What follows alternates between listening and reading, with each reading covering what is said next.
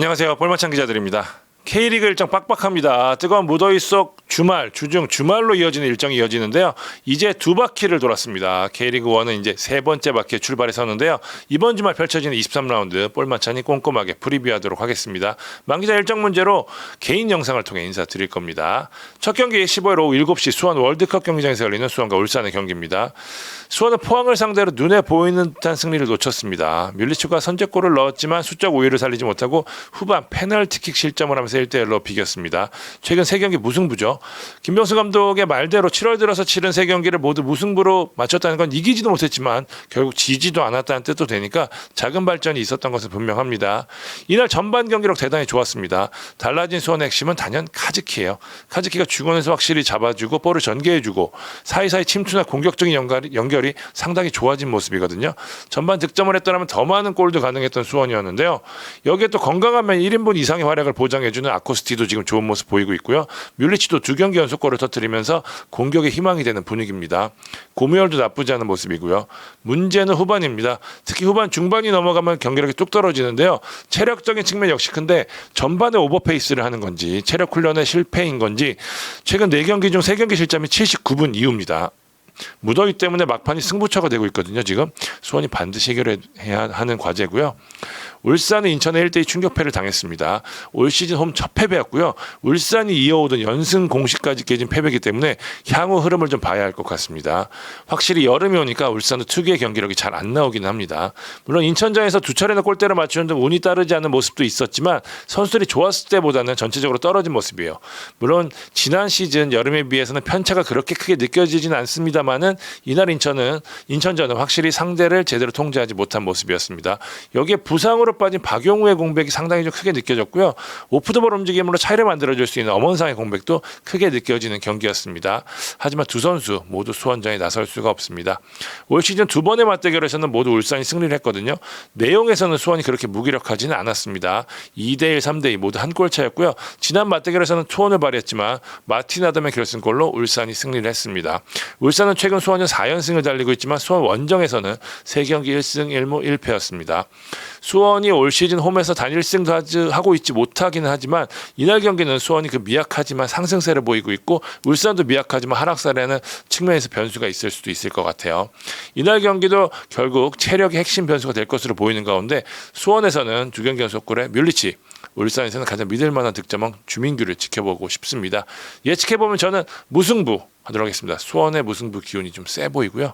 만 기자는 울산 승했습니다. 다시 각 잡고 나올 울산이 평소보다 더 무서울 것이다 라고 예측했습니다. 네, 두 번째 경기는 오후 7시 30분 강릉 종합운동장에서 열리는 강원과 서울 경기입니다. 윤정환 체제에서 서서히 경기력을 끌어올리고 있는 강원, 그리고 지난 라운드에서 기록적인 대승을 거둔 서울이 맞붙습니다. 강원은 주중 대구 원정을 떠나서 0대0 무승부를 거뒀습니다. 상대에게 6개의 유효슛을 허용했지만 이광현의 선방으로 딸깍 출구를 잘 극복을 했습니다. 윤정환 감독 부임 후에 첫 무실점이자 지난 5월 포항전 이후 8경기 만에 클린시트를 기록하면서 값진 승점 1점을 따냈습니다. 윤정환 감독은 전진 패스 그리고 끈끈함이 좋아졌다고 자평을 했는데요. 윤정환 감독 부임 이후에 4경기에서 단 3실점에 그칠 정도로 수비가 확실히 단단해진 그런 모습입니다. 네, 울산 시절부터 수비 조직력을 구축하는 것만큼은 일가견이 있다. 네, 이런 평가를 받았는데 지금 보면 190cm 장신인 투치를 3백 가운데 놓고 센터백과 그리고 윙백의 변화를 주면서 수비의 안정화를 꾀하고 있습니다. 네, 중원은 한국형 알리바이프로 가닥을 잡은 그런 모습입니다. 네, 외국인 선수들도 속속 합류하고 있는데요. 야구는 대구전을 통해서 선을 보였고 앞으로 가브리엘과 웰링턴까지 가세를 할 경우에는 공격진 운용에 숨통이 트일 전망입니다. 두 선수 모두 선수 등록을 마친 상태고요. 저희가 방송을 찍는 13일 목요일 첫 훈련을 할 예정이어서 주말에 데뷔할 가능성이 열려 있습니다. 참고로 가브리엘은 체격이 좋은 원톱 유형이고요. 웰링턴은 이선의 모든 포지션에서 뛸 수 있는 테크니션으로 알려졌습니다. 양현준의 이탈 가능성까지 염두에 둔 이적으로 풀이됩니다.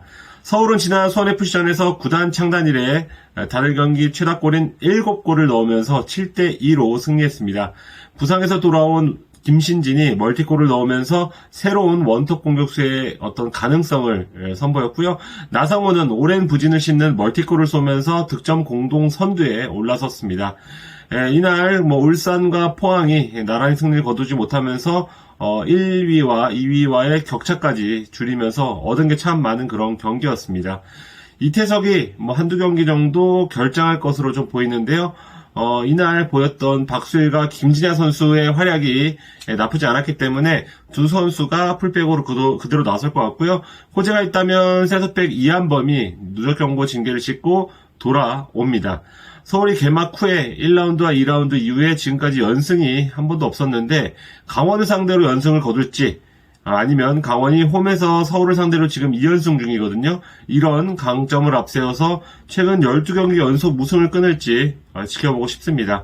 키플레이어는 강원 갈레고 그리고 서울 나상호로 해야 될 것 같습니다. 갈레고는 비록 대구전에서 득점은 없었지만 상대 측면을 뒤흔들 수 있는 실력이 있다는 걸 보여줬고요. 윤정환 감독도 만족감을 표했습니다. 나상호는 기세를 타는 그런 유형이거든요. 전북전 페널티골에 이어서 지금 3경기 연속골을 노립니다. 예측해보면 저는 서울 승리로 하겠습니다. 강원 상대로 쉽지 않은 꾸역승이 나올 것 같은 느낌이고요. 창 기자는 무승부로 예측을 했습니다. 원래 대승 다음엔 골이 터지지 않는 법이다. 이렇게 코멘트 했습니다. 세 번째 경기는 오후 8시 광주 전용구장에서 열리는 광주와 대구전입니다. 지난 주중 나란히 0대0으로 비긴 광주와 대구와 광주가 시즌 세 번째 달빛 더비를 치릅니다. 두 팀의 상성부터 얘기하고 싶은데요. 참 특이합니다. 각자 홈에서 승리를 내어주는, 그러니까 손님이 오면 손님방에 모시는 게 아니라 안방을 내어주는 그런 모습이 자주 나오고 있는데요. 광주는 홈에서 대구를 상대로 무려 5연패 중이고요. 반대로 대구 역시 홈에서 광주를 상대로 4연패 중입니다. 이런 상성이 또 있을까 싶은 그러한 패턴인데, 그러한 패턴이 이날도 이어질지 한번 지켜보시면 좋을 것 같습니다. 지난 두 번의 맞대결 당연히 예상한 대로 1승 1패씩 나눠 가졌습니다. 대팍에서 열린 첫 경기 돌아보면 광주가 전반에 넣은 2골 덕에 4대3 승리할 수 있었고요. 광주에서 열린 두 번째 경기에선 대구가 전반을 잘 버티고 후반에 박세진, 고재현의 골로 2대0 승리했습니다. 두 경기를 바탕으로 두 팀의 맞대결에서 전반이 얼마나 중요한가를 알 수 있는데요.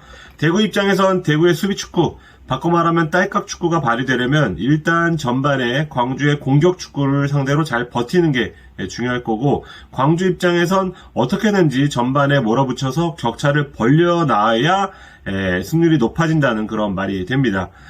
광주 입장에선 전반 선제골이 중요한 게요. 최근에 그런 부분이 잘 이루어지지 않기 때문입니다. FA컵 포함 4경기 연속 전반전 득점이 없고요. 4경기에서 넣은 골이 1골에 그칩니다. 4월과 5월 첫 번째 고비가 나왔던 좋지 않은 흐름이 고개를 다시 들고 있는 것 같습니다. 측면에서 상대 수비를 흔들어주는 엄지성의 계속된 부상과 산드로의 갑작스러운 아웃 등의 여파로 분석이 됩니다. 제가 직접 제주에서 확인하고 온 광주는 선수들이 전체적으로 좀 지친 그런 면이 있었습니다. 이재용 감독이 로테이션을 잘 돌리면서 에너지 레벨을 잘 유지해 왔는데요. 이번에도 어떻게 선수 구성에 변화를 줘서 색깔을 유지할지 보고 싶습니다. 변화가 불가피한 포지션도 있습니다. 우선 중미. 이순민이 누적 경고로 빠지기 때문에 정호연의 파트너로 이강현 또는 다른 미드필더가 나와야 하고요. 티모는 제주전에서 더위 때문인지 구토 증세를 보였습니다. 그래서 전반에 교체가 된 건데, 근육 부상은 아니기 때문에 출전할 수 있지만 컨디션 회복이 더디다면 아론이 대신 출전할 가능성이 있습니다. 이번엔 지난 경기에서 교체로 데뷔를 치른 백하의 출전 시간이 조금 더 길어지지 않을까 예상해 봅니다. 대구는 벨톨라 데뷔 대체 언제 하냐 궁금해하시는 분들 많을 것 같은데요. 지난 강원전에서 입단식을 하면서 기대감을 키웠기 때문이기도 합니다. 일단 13일과 14일 중에 어떻게든 선수 등록이 완료될 그런 예정입니다. 훈련도 하고 있고요. 광주전 출전엔 일단 무리가 없지만 지난 한 달간 쉬었기 때문에 만약 나오더라도 교체 출전으로 서서히 출전 시간을 늘릴 것으로 보입니다. 부상자 센터백인 홍정훈 그리고 윙백 케이타의 상태는 계속해서 체크를 하고 있습니다. 홍정훈이 만약 이날도 빠진다면 지난 강원전과 동일한 3백이 나올 것 같고, 광주의 공격성을 감안할 때는 지난 강원전 이진용, 고재현 주원 조합이 아닌 고재현과 이용래 조합을 선택하지 않을까 싶습니다. 네, 키플레이어는 대구 에드가, 광주 백하로 하겠습니다. 에드가는 강원전에서 VAR로 득점이 취소되는 그런 불운을 겪었었는데요. 이날 그 아쉬움을 풀길 바랄 것 같고, 백하는 제주전에서 짧은 시간이었지만 강력한 중거리 슛을 한 차례 선보였습니다. 광주의 원톱 고민을 해결해 줄 것으로 기대를 모으고 있습니다. 예측해보면 저는 무승부하겠습니다. 네, 광주가 대구의 수비를 뚫기엔 약간 부족해 보인다는 그런 이유고요. 창 기자는 대구 승리를 찍었습니다. 달빛 더비 공식은 원정 승이다. 16일 경기로 가도록 하겠습니다. 오후 7시 전주 월드컵 경기장에서 열리는 전북과 수원FC의 경기입니다. 페트레스쿠 감독의 표현대로 전북은 대전을 상대로 다소 기이한 무승부를 기록했습니다. 송민규의 선제골로 리드를 잡고 역전을 허용했지만 추가 시간 다소 어이없는 골로 승부를 원점으로 돌렸죠. 전북은 3연승 뒤 무승부, 무패를 이어갔지만 체력적인 부분 때문인지 밸런스가 조금은 깨진 경기였습니다. 페트레스쿠 감독은 부임 후 변화 없이 거의 비슷한 멤버로 경기를 치르고 있거든요. 체력 부담이 있을 수밖에 없습니다. 일단 단단했던 수비가 좀 흔들린 모습인데요. 집중력이 특히 무너진 모습인데 김문환이 빠진 오른쪽에서 문제가 좀 발생했거든요. 페트레스에게 후반 들어가서 다시 한번 좀 아쉬운 모습을 보였는데 적응까지는 시간이 좀 필요해 보입니다. 김문환 선수는 이날도 좀 출전 여부가 불투명해 보이고요. 공격 쪽에서 역시 조규성의 공백이 느껴졌습니다. 구스타보와 하파실바가 나섰지만 결정력에서 너무 아쉬운 모습이었어요. 조규성이 움직임이나 마무리 면에서 떠나기 전까지 굉장히 좋았기 때문에 페트레스쿠 감독의 고민이 클 것 같습니다. 수원FC는 서울 원정에서 충격의 2대7 패배를 당했죠. 수원FC가 특히 까다로워하던 서울 원정이라고 하더라도 너무 큰 패배였습니다. 아무리 수비가 약하다고 하더라도 7실점은 부임 후 최다거든요. 창단 후 최다 실점인 것 같기도 하고요. 제 정확한 기록을 다시 한번 봐야 될 것 같습니다. 오랜만에 출전한 이범영 골키퍼의 실수가 대단히 도드라지긴 했지만 수비 조직 자체가 좀 문제가 컸어요. 첫 경기에서 괜찮았던 우고 고메스도 흔들렸고 잭슨 최악의 모습 보였고요. 물론 후반 공격적으로 나서기에 포백으로 전환한 이유도 있지만 그렇다고 하기에는 조직 자체가 좀 엉성한 부분도 있습니다. 당장 해결할 수 없는 문제라 김동윤 감독의 고민이 클 것 같아요. 공격 역시 두 골을 터뜨리긴 했지만 스피드나 움직임 면에서 좀 정적인 부분이 좀 있었거든요. 이광혁 정도만이 좀 돋보이는 플레이를 펼쳤는데요. 체력 부담이 있는 만큼 변화의 폭을 얼마만큼 가져가느냐. 일단 박배종과 신세계의 복귀가 예상되는 가운데 가라앉은 분위기를 얼마나 바꾸느냐가 중요할 것 같습니다. 올 시즌 양팀의 맞대결은 1승 1패로 팽팽했습니다. 첫 대결은 수원FC가 1대0으로 이겼고요. 두 번째 경기는 전북이 3대1로 승리를 했습니다. 양팀이 2021년에는 수원FC가 무패, 그리고 2022년에는 전북이 무패, 한쪽으로 쏠린 승부를 했었는데 올해는 벌써 갈렸거든요. 세 번째 경기가 어디로 갈지 눈길이 쏠립니다. 전북이 수원FC를 맞아서 홈에서는 5승 2무로 단 한 차례도 패가 없었다는 기록이 눈에 띄거든요. 게다가 전북은 김성식 감독이 물러난 후 홈에서 전승을 달리고 있습니다. 수원FC 입장에서는 부담스러울 수밖에 없는 기록일 것 같아요. 전북에서는 2경기 연속골을 넣고 있는 하파실바에 주목을 해야 될 것 같고요. 수원FC는 수비의 안정화를 책임져줄 골키퍼 박배종을 키플레이어로 하도록 하겠습니다. 예측하면 저는 전북승 하겠습니다. 전북의 홈이에요. 만 기자 역시 전력 경기 기세에서 차이가 크다는 면에서 전북 승리를 예측했습니다. 네, 다섯 번째 경기는 오후 7시 30분 포항 스틸야드에서 열리는 포항과 제주전입니다. 포항은 주중 수원 원정에서 어렵사리 비기고 돌아왔고 제주는 홈에서 광주를 상대로 잘하고도 비겼습니다. 승리가 더 간절한 쪽은 아무래도 제주일 것 같은데요. 어느덧 7경기 연속 무승입니다. 시즌 초 5경기 연속 무승 뒤에 반등을 했었는데요. 마지막으로 승리한 게 50일이 다 되어가고 있습니다. 지난 광주전을 보면 남길 감독이 말한 대로 공격 시에 문전에서 때릴 때 때리지 못하고 약간 작아지는 그런 모습을 볼 수 있었습니다. 일단 이길 경기를 이기지 못하는 상황이 반복되다 보니까 선수들의 전체적인 자신감이 떨어진 것으로 분석이 됩니다. 서진수의 깜짝 원톱 기용도 결론적으로는 득점이 없었으니 대성공이라고는 볼 수 없기 때문에 현재 팀에서 득점 확률이 가장 높은 유리 조나탄이 다시 좀 출전 시간을 부여받지 않을까 싶습니다. 9경기 만에 무실점이 소득이라면 소득인데요. 성남 시절부터 호흡을 맞춰온 연재훈, 임채민이 제주에서 처음으로 같이 나서서 안정적인 모습을 좀 보였습니다. 핵심 인백인 안현범은 정상 훈련을 하고 있거든요.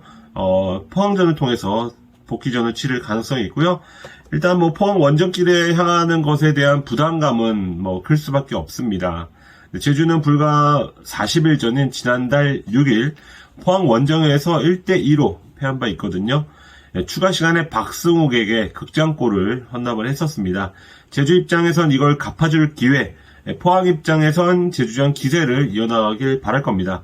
포항은 그날 경기 이전에 제주전 3연패를 당했었고 2019년 이후로 홈에서 승리가 없었습니다. 그런데 그날 승리로 단번에 열세를 뒤집었습니다. 포항은 당시 제주전 승리 이후 4경기 연속 무패 3승 1무를 질주하면서 2위 자리를 확고히 했던 기억이 있습니다. 반대로 제주는 포항전 패배 이후 내리막을 걸었고요. 포항은 하지만 최근에 2경기에서 1무 1패 근 2달 만에 연속 무승 흐름을 겪고 있는데요. 이를 빠르게 벗어나기 위해선 이날 총력을 다할 예정입니다. 장기 부상자들은 당장은 복귀가 쉽지 않은 그런 상황인데, 그러니까 수원전 명단에서 선발과 교체 정도를 좀 바꾸는 식의 어떤 변화가 있을 것 같습니다. 수원전에서 다이렉트 퇴장을 당했던 하창래 선수의 빈자리는 박찬용이 메울 것이 유력합니다. 새롭게 영입한 포항 홍윤상, 포항 팬들은 빨리 보고 싶다, 아마 그럴 것 같은데요. 일단 등록이나 부상과 같은 문제는 없습니다. 그런데 김기동 감독이 14일 예정된 연습 경기를 통해서 직접 보고 싶다고 한 만큼 그날 어떤 플레이를 펼치냐에 따라서 주말에 바로 데뷔할 수도 있고요. 혹은 아직 멀었다 싶으면 조금 더 데뷔 전까지 기다려야 될 수도 있습니다. 키플레이어는 포항 오베르단, 제주 김봉수로 하겠습니다. 두 선수는 각 팀에서 중원 행위자 살림꾼 역할을 맡고 있는데요. 최근엔 공격에서도 가장 위협적인 모습을 보여주고 있습니다. 예측해보면 저는 무승부를 하겠습니다. 제주가 포항 원정에서 약하지 않았고 경기력이 최근에 우려할 정도는 아니라는 그런 생각 때문이고요. 창기자는 포항 승리하겠습니다. 제주가 원정의 부담을 느낄 것으로 보인다고 평했습니다. 마지막 경기입니다. 오후 8시 인천 전용구장에서 열리는 인천과 대전의 경기입니다. 인천 최고의 흐름입니다. FA컵 포함해서 최근 2승 1무의 상승세를 보이던 인천은 주중 절대 1강 울산을 상대로 2대1 승리를 거뒀습니다. 울산은 올 시즌 첫 홈 패배를 안김과 동시에 4년 10개월간 이어온 지긋지긋한 울산전 징크스까지 넘었습니다. 후반 막판 동점골을 내준 후에 추가 시간 에르난데스의 극적인 결승골로 이긴 승리라서요. 팀 분위기 측면에서는 이보다 더 좋을 수 없는 승리를 만들어냈습니다. 여기에 울산전은 부분 로테이션을 다시 가동하면서 권한진, 오반석, 이명주, 김준엽, 에르난데스, 제르소 등에게 휴식을 주면서 얻은 승리라는 점도 빼놓을 수 없는 어드밴티지로 보입니다. 울산전에서 보듯이 선수들의 집중력이 상당히 올라간 모습이거든요. 확실히 인천은 이 컬러가 좀 맞는 것 같아요. 이날 뛰지는 못하지만 무고사까지 합류했다는 점은 팀 전체적 스피릿이 확 올라갈 수 있는 부분일 것 같아요. 다들 아시다시피 흐름탄 인천은 좀 무섭잖아요. 대전은 또 한 번의 승리를 놓쳤습니다. 전북을 상대로 0대1로 끌려가던 경기를 기어코 뒤집는 데까지 성공했지만 막판 집중력이 무너지면서 2대1로 비겼습니다. 5경기 연속 무승부예요. 사실 이전까지 경기들은 대전이 따라가면서 만든 무승부였는데 이후 최근 2번의 무승부는 다 잡은 승리를 놓친 무승부라 허탈함이 클 수밖에 없거든요. 더욱이 홈 연전이었고요. 이민성 감독 입장에선 두고두고 아쉬울 수밖에 없어 보이는데요. 그래도 2경기 연속 나란히 득점포로 가동한 김인균과 신상은이 외국인 선수들의 부진 속에서 공격적인 힘을 넣어줄 수 있다는 점에서는 긍정적인 부분이 될 것 같고요. 역시 아쉬운 것은 계속 언급하지만 수비예요. 지난 수원전에서 포백을 가동했던 아쉬움을 보인 만큼 전북전에서는 3백 카드로 전환했는데 역시 2골을 허용했거든요. 조현민의 부상 속 조합 자체가 뻔하기 때문에 이민성 감독의 이 고민이 클 수밖에 없습니다. 이날 안톤과 이진현, 주세종이 휴식을 취한 만큼 이번 경기 출전이 유력하고요. 새로 용입한 용병 선수 역시 구택 선수 역시 이번 경기 출전할 가능성이 좀 열려 있습니다. 올 시즌 2번의 맞대결에서는 인천이 1승 1무로 우위를 보이고 있습니다. 첫 경기는 난타전 끝에 3대3으로 비겼고요. 두 번째 경기는 원정에서 인천이 3대1로 승리를 했거든요. 인천은 대전전 최근 8경기에서 7승 1무라는 절대 우위를 이어가고 있습니다. 홈에서 좀 아쉬운 결과를 얻었던 인천이 최근 홈에서 연승을 이어가고 있다는 점도 눈여겨봐야 될 것 같고요. 이날 말씀드린 말씀드린 대로 무거워서 입단식까지 있거든요. 그렇기 때문에 좀 분위기가 올라갈 것 같고, 반면 대전은 원정에서 4경기 무패를 기록 중이라는 거, 이 부분이 또 변수가 될 수 있습니다. 양 팀의 키플레이어는 인천에서 무려 3달 만에 골맛을 본 에르난데스 꼽고요. 대전에서는 최근 놀라운 스피드로 마무리까지 해주고 있는 김윤균을 꼽도록 하겠습니다. 예측하면 저는 인천승했습니다. 인천이 흐름을 탔고요. 만 기자는 대전의 유견무 가능성이 있다는 측면에서 무승부를 점쳤습니다.